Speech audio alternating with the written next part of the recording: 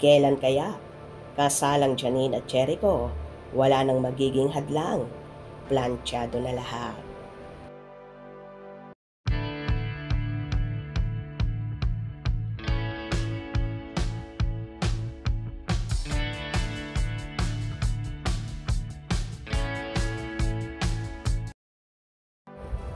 Dahil hindi narinig ang pinag-usapan ni Janine Gutierrez at Santino Rosales, anak ng boyfriend ng actress na si Jericho Rosales.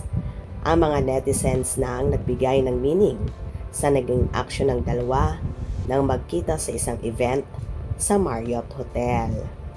Dahil nagbeso at nagtawanan pa habang magkausap, ibig sabihin daw, approve kay Santino ang relasyon ng ama at ni Janine.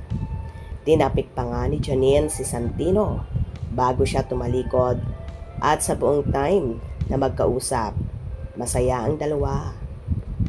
Ang dating noon, tanggap ni Santino na maging stepmom si Janine. Kaya maswerte raw si Jericho dahil wala siyang magiging problema sa anak at girlfriend kapag ginusto na nila ni Janine na magpakasal.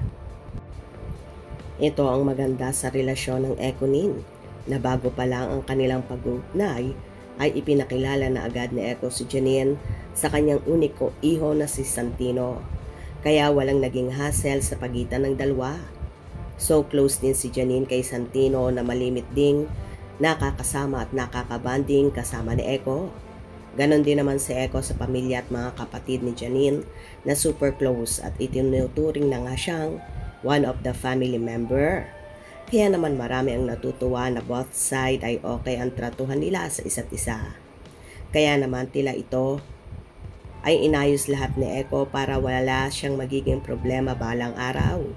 At sa nakikita ko naman, magiging good madras na talaga si Janine kay Santino. At ganun din naman si Santino na magiging mabuting anak-anakan ng soon-to-be stepmom niyang si Janine. O diba bongga?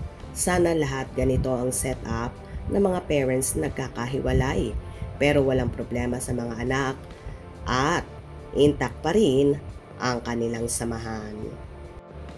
Nakaka-proud din talaga kapag ganito ang pamilya na magkakasundo lahat at walang problema.